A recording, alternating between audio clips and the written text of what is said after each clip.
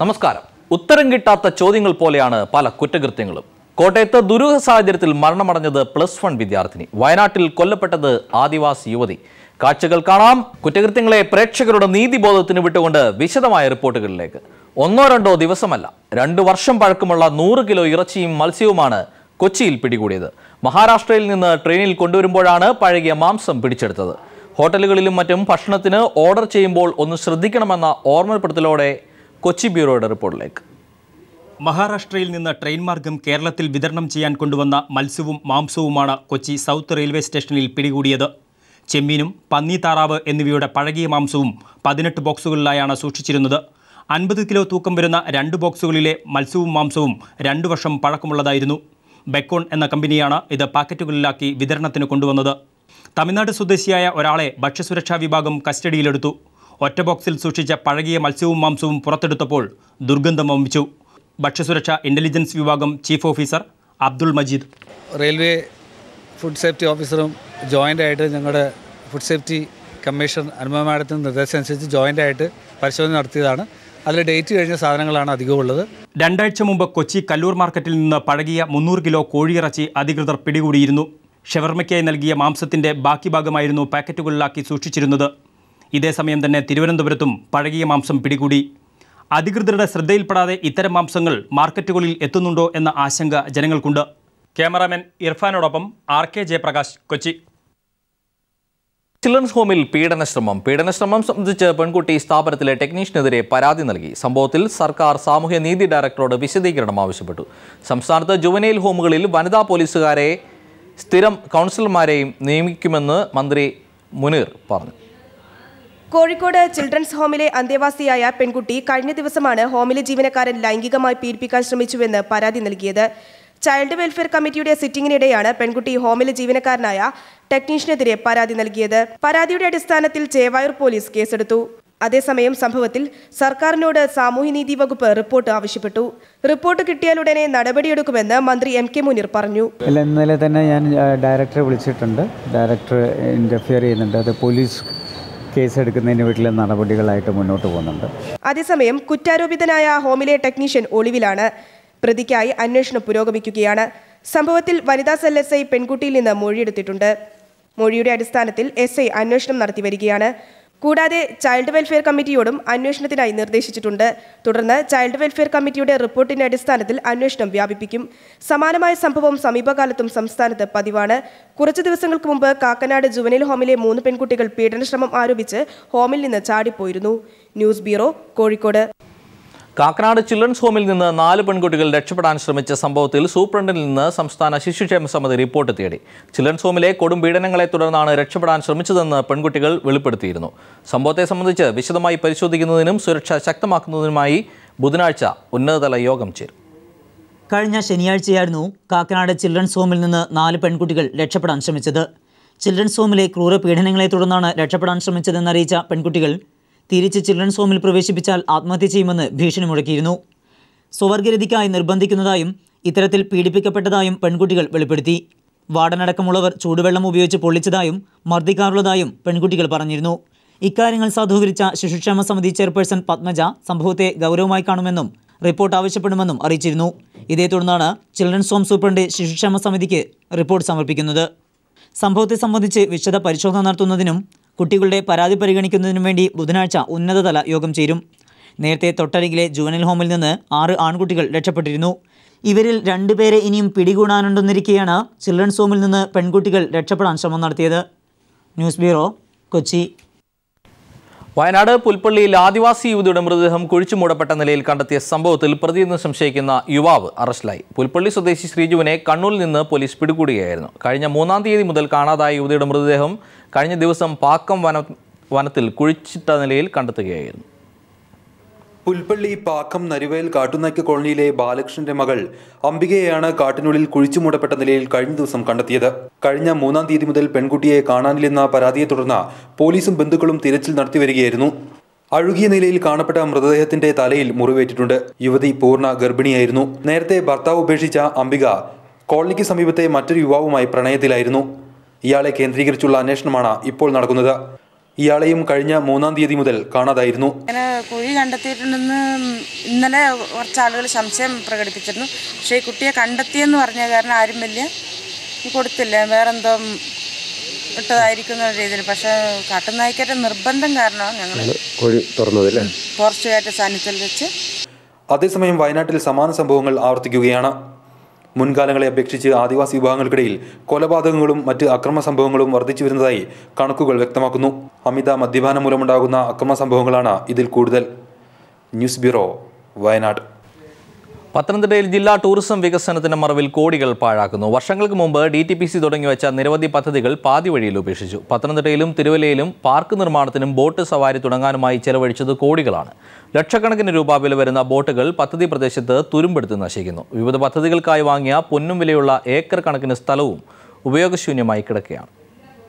പ്രാദേശിക ടൂറിസം വികസനത്തിനായി 1988 രൂപം കൊടുത്തതാണ് DTPC അഥവാ ജില്ലാ ടൂറിസം വികസന കൗൺസിൽ. ഓരോ ജില്ലയുടെയും ഭൂപ്രകൃതിയും മറ്റ് പ്രാദേശിക പ്രത്യേകതകളുടെയും അടിസ്ഥാനത്തിൽ വിനോദസഞ്ചാരം വിപുലീകരിക്കുകയാണ് DTPCയുടെ ലക്ഷ്യം. ഇത്തരം പദ്ധതികളെ വിശദമായി പഠിച്ച് DTPCക്ക് ഫണ്ട് അനുവദിക്കുന്നത് കേരള ടൂറിസം വകുപ്പാണ്. ഇത്തരത്തിൽ പത്തനംതിട്ടയിൽ നിരവധി പദ്ധതികളാണ് വർഷങ്ങൾക്ക് മുമ്പ് DTPC തുടങ്ങിവച്ചത്.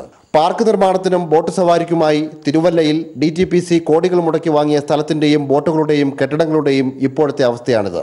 ഉപയോഗശൂന്യമായി കിടക്കുന്ന ഏക്കർ കണക്കിന് സ്ഥലവും ജലാശയവും ഒപ്പം തുരുമ്പെടുത്ത് കിടക്കുന്ന ബോട്ടുകളും മറ്റുപകരണങ്ങളും. ഈ ദുരവസ്ഥയ്ക്കെതിരെ നിരവധി പരാതികൾ പ്രദേശവാസികൾ നൽകിയെങ്കിലും അധികൃതർക്ക് ഇപ്പോഴും മൗനമാണ്. 1 കോടി രൂപയോളം മുടക്കിയാണ് ഈ വാട്ടർ പാർക്ക് ഇവിടെ പണിഞ്ഞത്. പണിഞ്ഞു കഴിഞ്ഞ് വർഷങ്ങൾ ഇപ്പം 10-13 വർഷത്തിൽ മേളായി ഈ വാട്ടർ പാർക്ക് പണിഞ്ഞിട്ട്. ആ പണിഞ്ഞ അന്ന് മുതൽ ഈ 4 ബോട്ട് ഇവിടെ ഇരിക്കുകയല്ലാതെ ഒരു രീതിയിൽ ഇവിടെ ഒരു പ്രവർത്തനം നടന്നിട്ടില്ല.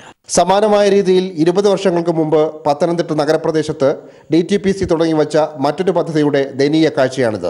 ടൂറിസം പാർക്കിനും ബോട്ട് സവാരിക്കുമായി വാങ്ങിയ ഈ പ്രദേശം ഇന്ന് സാമൂഹ്യ വിരുദ്ധരുടെ സങ്കേതമാണ്.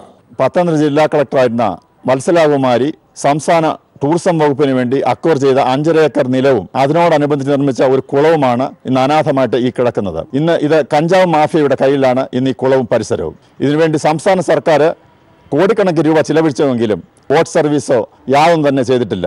ഇങ്ങനെ വിനോദസഞ്ചാരത്തിന്റെ മറവിൽ വ്യക്തമായ പഠനങ്ങളോ ലക്ഷ്യബോധമോ ഇല്ലാതെ പൊതുഖജനാവിലെ കോടികളാണ് DTPCയും അനുബന്ധ വകുപ്പുകളും പാഴാക്കുന്നത്. ക്യാമറാമാൻ ജയപ്രകാശിനൊപ്പം BJ Mineesh Kumar, news bureau, Pathanamthitta. Kottayam പൊൻകുന്നത്ത് അവശനിലയിൽ കണ്ടെത്തിയ പെൺകുട്ടികളിൽ ഒരാൾ മരിച്ചു. ഒരാളുടെ നില ഗുരുതരമാണ്. പൊൻകുന്നം വേണാട് വീട്ടിൽ രാജീവിന്റെ മകൾ +1 വിദ്യാർത്ഥിനി ബിന്ദിയാണ് മരിച്ചത്. വാർത്തയുടെ കൂടുതൽ വിവരങ്ങളുമായി പ്രശാന്ത് ചേരുകയാണ്. പ്രശാന്ത്, മരണത്തിന് കാരണമെന്നാണ് പോലീസ് നൽകുന്ന വിശദീകരണം? കാഞ്ഞിരപ്പള്ളി ബസ് സ്റ്റാൻഡിന് സമീപത്തെ TB റോഡിൽ ആളൊഴിഞ്ഞ ഇടവഴിയിലാണ് പെൺകുട്ടികളെ അവശനിലയിൽ കണ്ടെത്തിയത്. വിഷം ഉള്ളിൽ ചെന്നതാവാം എന്നതാണ് പ്രാഥമിക നിഗമനമെങ്കിലും ഇക്കാര്യം പോലീസ് ഇതുവരെ സ്ഥിരീകരിച്ചിട്ടില്ല. അവശനിലയിൽ കണ്ടെത്തിയ പെൺകുട്ടികളിൽ പൊൻകുന്നം വേണാട് വീട്ടിൽ രാജീവിന്റെ മകൾ ബിന്ധ്യ സംഭവ സ്ഥലത്ത് തന്നെ വെച്ച് മരിച്ചു.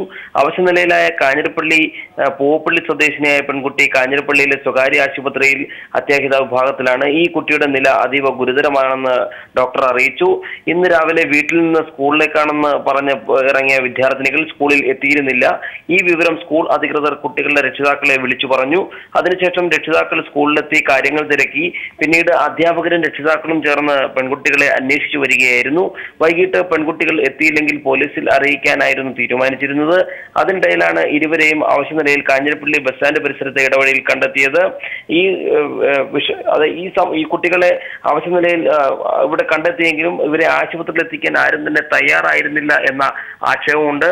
ആശുപത്രിയിൽ പ്രവേശിച്ചിരിക്കുന്ന പെൺകുട്ടിയുടെ ആരോഗ്യനില അവർ ഇപ്പോഴും തരണം ചെയ്തിട്ടില്ല. എന്തായാലും എന്ത് വിഷമാണ് ഇവർ കഴിച്ചത്, എവിടെ നിന്ന് ഇവർക്ക് വിഷം ലഭിച്ചു എന്നിങ്ങനെയുള്ള കാര്യങ്ങളെക്കുറിച്ചും ഈ സംഭവത്തെക്കുറിച്ചെല്ലാം ബന്ധപ്പെട്ട് കാഞ്ഞിരപ്പള്ളി പോലീസ് അന്വേഷണം ഊർജിതമാക്കിയിട്ടുണ്ട്. ജോർജ്, പ്രശാന്ത്, ഇവർ ഈ കടുങ്കൈ ചെയ്യാൻ വേണ്ടിയുള്ള കാരണത്തിൽ എന്തെങ്കിലും ഒരു ദുരൂഹതയുടെ സൂചനകൾ പോലീസിന്റെ ഭാഗത്തുനിന്ന് കിട്ടിയോ? ഇപ്പോൾ നിലവിൽ പോലീസിന്റെ ഭാഗത്തു നിന്ന് കൂടുതൽ അന്വേഷണം നടക്കേണ്ടതുണ്ട്. എങ്കിലും ഇപ്പോൾ ഈ സ്കൂൾ അധികൃതർ പറയുന്നത് ഇവർ സ്കൂളിൽ എത്തിയിരുന്നില്ല. ഇത് സംബന്ധിച്ചിട്ടുള്ള വിവരം വീട്ടുകാരെ അറിയിച്ചിരുന്നു. ഒരുപക്ഷെ ഇതുമായി ബന്ധപ്പെട്ടിട്ടുള്ള എന്തെങ്കിലും കാരണങ്ങളാണോ, അല്ലെങ്കിൽ ഈ പെൺകുട്ടികൾ സ്കൂളിൽ ഇതിനു മുമ്പ് എത്താതിരുന്നു എന്ന കാര്യത്തെക്കുറിച്ചെല്ലാം ഇപ്പോൾ പരിശോധിച്ചു വരികയാണ്. അത്തരം കാര്യങ്ങളിലേക്കാണ് അന്വേഷണങ്ങളെല്ലാം തന്നെ നീങ്ങുന്നത്. എന്തായാലും പ്രാഥമിക ഘട്ടത്തിൽ ഇത് സംബന്ധിച്ചിട്ടുള്ള സൂചനകളൊന്നും ലഭിച്ചിട്ടില്ല. എങ്കിലും ആവശ്യനിലയിൽ ഈ പെൺകുട്ടികളെ കണ്ടെത്തിയിരുന്നെന്നും ഇവർ കഴിച്ച വിഷത്തെക്കുറിച്ചും അത്തരത്തിലുള്ള കാര്യങ്ങളെല്ലാം തന്നെയാണ് പോലീസ് ഇപ്പോൾ ആദ്യഘട്ടത്തിൽ അന്വേഷിച്ചു വരുന്നത്. കോട്ടയത്ത് നിന്ന് വിവരങ്ങൾ നൽകിയത് TP പ്രശാന്ത്. ചെങ്ങന്നൂരിൽ കോൺഗ്രസ് കൗൺസിലറുടെയും ഭാര്യയുടെയും ഗുണ്ടാക്രമണം. കൗൺസിലർ അശോകനും ഭാര്യയും ചേർന്ന് ഹോട്ടലുടമയെ മർദ്ദിച്ചു. ഹോട്ടലുടമ ചികിത്സയിലാണ്. ആക്രമണം നടന്ന് 2 ദിവസം കഴിഞ്ഞിട്ടും പോലീസ് കേസെടുത്തിട്ടില്ല. ആക്രമണത്തിന്റെ CCTV ദൃശ്യങ്ങൾ പീപ്പിൾ TVക്ക് ലഭ്യമായി. ചെങ്ങന്നൂർ നഗരത്തിലെ ഹോട്ടൽ മാനേജരെയാണ് നഗരസഭാ അംഗം അശോക് കുമാർ ജേക്കബ് രാത്രി 10 മണിയോടെ ഭാര്യയോടൊപ്പമെത്തി മൃഗീയമായി മർദ്ദിച്ചത്. ഇതിന്റെ CCTV ദൃശ്യങ്ങൾ കൈരളി പീപ്പിൾ പുറത്തുവിട്ടു. കോൺഗ്രസ് നേതാവ് കൂടിയായ അശോക് കുമാർ ചെങ്ങന്നൂർ MLAയുടെ അടുത്ത സുഹൃത്താണ്. ഈ ആനുകൂല്യം നൽകി പോലീസ് കേസെടുത്തില്ലെന്നും പരാതി ഉയർന്നിട്ടുണ്ട്. വാർത്ത പുറത്തു വന്നതിനെ തുടർന്ന് രാവിലെ 11 മണിയോടെ ചെങ്ങന്നൂർ പോലീസ് ആശുപത്രിയിലെത്തി ചികിത്സയിൽ കഴിയുന്ന ഹോട്ടൽ മാനേജർ രാംകുമാറിന്റെ മൊഴിയെടുക്കുകയായിരുന്നു. ഹോട്ടൽ മാറിക്കൊടുക്കണമെന്നാവശ്യപ്പെട്ടായിരുന്നു മർദ്ദനം. കൗൺസിലറുടെ ഭാഗത്തു നിന്നുള്ള ഗുണ്ടാക്രമണത്തിൽ പോലീസ് കൂട്ടുനിൽക്കുന്നുവെന്നാരോപിച്ച് വ്യാപാരി വ്യവസായി ഏകോപന സമിതിയും മർച്ചന്റ് അസോസിയേഷനും സംയുക്തമായി ചെങ്ങന്നൂർ നഗരത്തിൽ 2 മുതൽ 7 വരെ ഹർത്താലിന് ആഹ്വാനം ചെയ്തിരിക്കുകയാണ്. കൗൺസിലറെയും ഭാര്യയും അറസ്റ്റ് ചെയ്യണമെന്നാവശ്യപ്പെട്ടാണ് ഹർത്താൽ. Shajahan, news bureau, Alappuzha. വയനാട്ടിൽ വ്യാപക ചന്ദനക്കൊള്ള. 4 മാസത്തിനിടെ കൊള്ളയടിക്കപ്പെട്ടത് 100 കണക്കിന് ചന്ദനമരങ്ങളാണ്. റവന്യൂ വനം ഭൂമികളിൽ നിന്നുള്ള മരം മോഷണം തടയുന്നതിൽ വനംവകുപ്പ് അനാസ്ഥ കാട്ടുകയാണ്. വയനാട്ടിൽ ചന്ദനമരങ്ങൾ അവശേഷിക്കുന്ന മേപ്പാടി റേഞ്ചിന് കീഴിലും കടുവാക്കുഴി വിനോദസഞ്ചാര പദ്ധതിയുടെ സംരക്ഷിത പ്രദേശങ്ങളിലുമടക്കം ചന്ദനക്കൊള്ള വ്യാപകമാവുകയാണ്.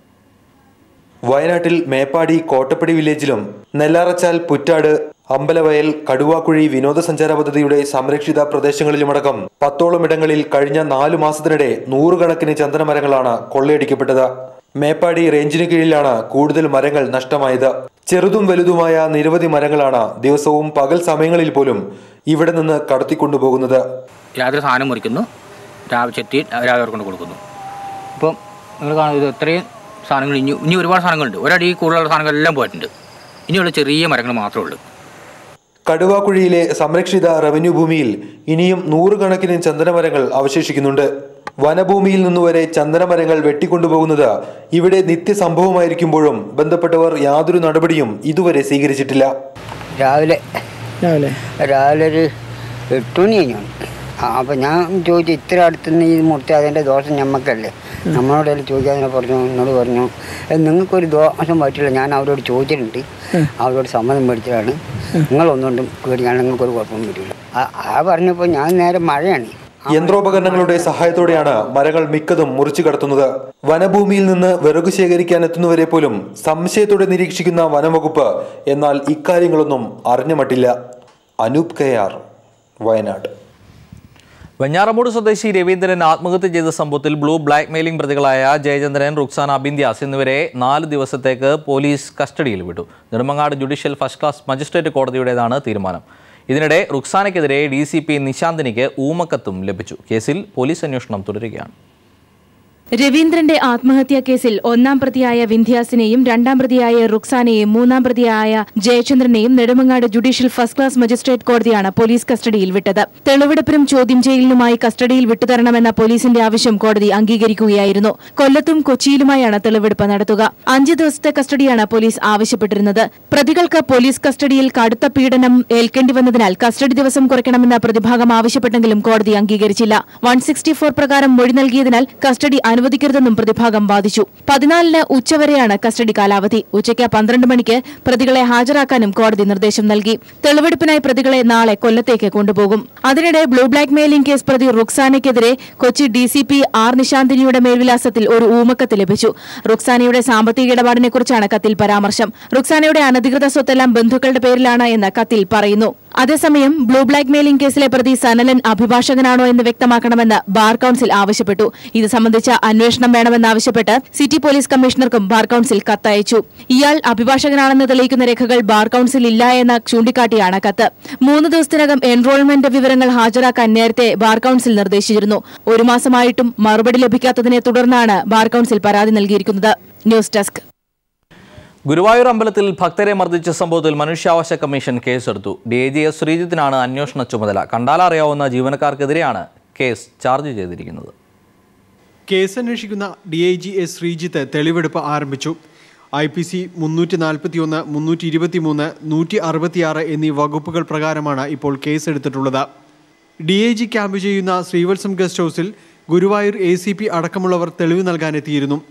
ഭക്തരെ മർദ്ദിച്ച സംഭവത്തിൽ കേസെടുക്കാതിരുന്നത് പോലീസിന്റെ ഗുരുതരമായ വീഴ്ചയാണെന്ന് DIG പറഞ്ഞു. ഇതുൾപ്പെടെയുള്ള കാര്യങ്ങൾ അന്വേഷണത്തിന്റെ പരിധിയിൽ വരുമെന്നും അദ്ദേഹം വ്യക്തമാക്കി. മനുഷ്യാവകാശ കമ്മീഷൻ പോലീസ് കൊടുത്ത റിപ്പോർട്ട് തൃപ്തികരമല്ലാതെ രേഖപ്പെടുത്തിയിട്ടുണ്ട്. അതനുസരിച്ചാണ് ഞാനിപ്പോൾ അന്വേഷിക്കാൻ വന്നിരിക്കുന്നത്. അപ്പോൾ അതിനെ സംബന്ധിച്ച് ഇതോടനുബന്ധിച്ചുള്ള മറ്റെല്ലാ കാര്യങ്ങളെക്കുറിച്ചും അന്വേഷിക്കാൻ തീരുമാനിച്ചിട്ടുണ്ട്. ഈ കാര്യത്തിൽ പ്രാഥമികമായിട്ടൊരു കൊഗ്നൈസബിൾ ഒഫൻസ് റിവീൽ ചെയ്യപ്പെടുന്നുണ്ട്. പോലീസ് ഒരു FIR എടുത്ത് അന്വേഷണം നടത്തേണ്ട അത്യാവശ്യമാണെന്നാണ് കമ്മീഷന്റെ പക്ഷം.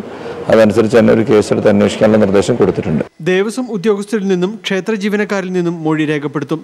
കഴിഞ്ഞ ഫെബ്രുവരിയിൽ നടന്ന സംഭവത്തിൽ പോലീസ് നടപടിയില്ലാത്തതിനെ തുടർന്നാണ് മനുഷ്യാവകാശ കമ്മീഷൻ ഇടപെടുന്നത്. കമ്മീഷൻ നിർദ്ദേശപ്രകാരം ACP സമർപ്പിച്ച റിപ്പോർട്ട് അപൂർണമാണെന്നും കമ്മീഷൻ അഭിപ്രായപ്പെട്ടിരുന്നു. തുടർന്നാണ് കമ്മീഷൻ നേരിട്ട് അന്വേഷിക്കാൻ തീരുമാനിച്ചത്. ഈ മാസം 29-നകം റിപ്പോർട്ട് സമർപ്പിക്കാനും DIGയോട് നിർദ്ദേശിച്ചിട്ടുണ്ട്. News bureau, Thrissur.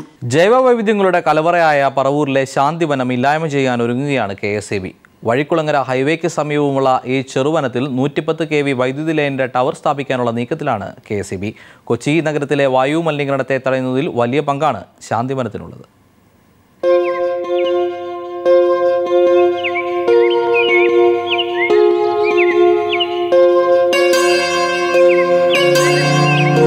പതിറ്റാണ്ടുകൾക്ക് മുമ്പ് കേരളീയ സംസ്കാരത്തിൽ ജൈവവൈവിധ്യ സംരക്ഷണത്തിന് നൽകിയിരുന്ന പ്രാധാന്യമാണ് യഥാർത്ഥത്തിൽ ബാക്കി നിൽക്കുന്ന ഈ കാവുകൾ വിളിച്ചോതുന്നത്. ഒരു കാലഘട്ടത്തിൽ കാവുകൾ ക്ഷേത്രങ്ങളായി മാറിയപ്പോൾ വിശ്വാസത്തിലും ആചാരത്തിലും ജൈവവൈവിധ്യ സംരക്ഷണത്തിന് പ്രാധാന്യം ഇല്ലാതായി. എന്നാൽ ഇവിടം പ്രാധാന്യമായി കണ്ട് എത്തുന്ന ഒരുപാട് ദേശാടന പക്ഷികളുണ്ട്. അശോകം, ഏലംപാല, ആറ്റുപേഴ് തുടങ്ങിയ 200-ൽ പരം അപൂർവ ഇനം മരങ്ങളുണ്ട്. പലതരം ചിത്രശലഭങ്ങളുടെയും മറ്റ് ചെറു ജീവജാലങ്ങളുടെയും ആവാസ കേന്ദ്രമാണ് വഴിക്കുളങ്ങര ഹൈവേക്ക് സമീപത്തെ ഈ ശാന്തിവനം. ഉടമയായ മീന മേനോൻ. അപ്പോൾ ഇതിൻ്റെ ഒരു ഏതാണ്ട് നടുക്ക് ആയിട്ടാണ് ഇപ്പോൾ ഈ പറഞ്ഞ KSABയുടെ 110 kV ലൈനിൻ്റെ ടവർ അവർ സ്ഥാനം കണ്ടുപോയിരിക്കുന്നത്. അപ്പോൾ അങ്ങനെ വരുമ്പോൾ ഒരു 2 വശത്ത് 20 മീറ്റർ വെച്ചിട്ട് എന്ന് പറയുമ്പം ഏകദേശം നല്ലൊരു ഏരിയ അവർ ക്ലിയർ ചെയ്ത് പോകേണ്ട ഒരു അവസ്ഥ വരും. അതായത് ഈ സ്ഥലം മൊത്തമായിട്ട് നശിക്കുന്ന ഒരു സിറ്റുവേഷനാണ് ഇപ്പോൾ ഉള്ളത്. അതാണ് ഈ ഇതിനെ നേരിടുന്ന ഏറ്റവും വലിയ ഭീഷണി എന്ന് പറയുന്നത്. നഗരത്തിനടുത്ത് ഇത്തരം കാടുകൾ അവശേഷിക്കുന്നത് ഒരു വരദാനമാണ്. കൊച്ചി നഗരം പുറത്തുവിടുന്ന കാർബൺ ഡൈ ഓക്സൈഡിനെയും കാർബൺ മോണോക്സൈഡിനെയും മറ്റ് ഹരിതഗൃഹ വാതകങ്ങളെയും ആഗിരണം ചെയ്യാൻ ഇത്തരം അപൂർവ ജൈവവൈവിധ്യങ്ങൾക്ക് കൂടുതലായി കഴിയും എന്നതുകൊണ്ടും മാത്രം ഈ ചെറുവനം സംരക്ഷിക്കപ്പെടേണ്ടതാണ്.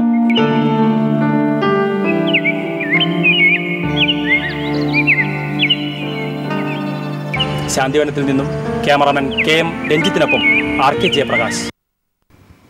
എറണാകുളം, തൃശൂർ ജില്ലകളെ തമ്മിൽ ബന്ധിപ്പിക്കുന്ന അഴീക്കോട് മുനമ്പം ജങ്കാർ സർവീസ് നിലച്ചിട്ട് 140 ദിവസം പിന്നിടുന്നു. ആയിരക്കണക്കിന് ജനങ്ങൾ ദിനംപ്രതി ആശ്രയിക്കുന്ന സർവീസ് നിലച്ചിട്ടും അധികാരികൾ ഇപ്പോഴും നിസ്സംഗതയിൽ തന്നെയാണ്. ഒരു പ്രതിഷേധ കാഴ്ചയോടെ ഇന്നത്തെ ക്രൈംബ്രാഞ്ച് പൂർണ്ണമാകുന്നു. നമസ്കാരം. നിലച്ചുപോയ ജങ്കാർ സർവീസിനെ ചൊല്ലി വലിയ വിവാദമാണ് ഉയർന്നിരിക്കുന്നത്.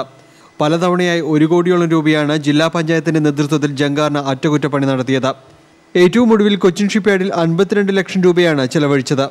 എന്നിട്ടും പിന്നെയും ഇത് റിപ്പയർ യാർഡിലായി. ജങ്കാർ സർവീസ് സംബന്ധിച്ച വിജിലൻസ് അന്വേഷണത്തിലും ഒട്ടേറെ ക്രമക്കേടുകൾ കണ്ടെത്തിയിരുന്നു.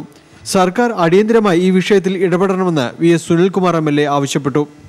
അപ്പോൾ ഗവൺമെൻറ്റിലൂടെ ഈ കാര്യങ്ങൾ നിർവഹിക്കേണ്ട ജില്ലാ ഭരണകൂടം, ജില്ലാ കലക്ടർ അടക്കമുള്ള ആളുകൾ ഇത്ര ആയിരക്കണക്കിന് ആളുകൾ ബാധിക്കുന്ന ഈ പ്രശ്നത്തിൽ ഒരു ഗൗരവമായ ഇടപെടൽ നടത്താൻ അവർ തയ്യാറാകുന്നില്ല. സർവീസ് പുനരാരംഭിക്കണമെന്നാവശ്യപ്പെട്ട് ഓഗസ്റ്റ് 5 മുതൽ ജങ്കാർ ജെട്ടിയിൽ CPIM 48 മണിക്കൂർ റിലേ നിരാഹാരം നടത്തുകയാണ്. നടപടിയുണ്ടാകും വരെ സമരം തുടരുമെന്ന് CPIM area secretary PK Chandrasekharan പറഞ്ഞു. ഒരു മനുഷ്യാവകാശ ലംഘനം തന്നെയാണ് ഇപ്പോൾ ഈ ജില്ലാ പഞ്ചായത്ത് നടത്തിയിട്ടുള്ളത്. യാത്രാ സൗകര്യം മുടക്കുകയാണ്. ജനകീയ പ്രക്ഷോഭങ്ങൾ ശക്തമാകുമ്പോഴും കോൺഗ്രസ് നേതൃത്വം നൽകുന്ന ജില്ലാ പഞ്ചായത്ത് അധികാരികളുടെ ഭാഗത്തുനിന്നും ഇതുവരെയും ഒരു നടപടിയും ഉണ്ടായിട്ടില്ല. News bureau, Thrissur.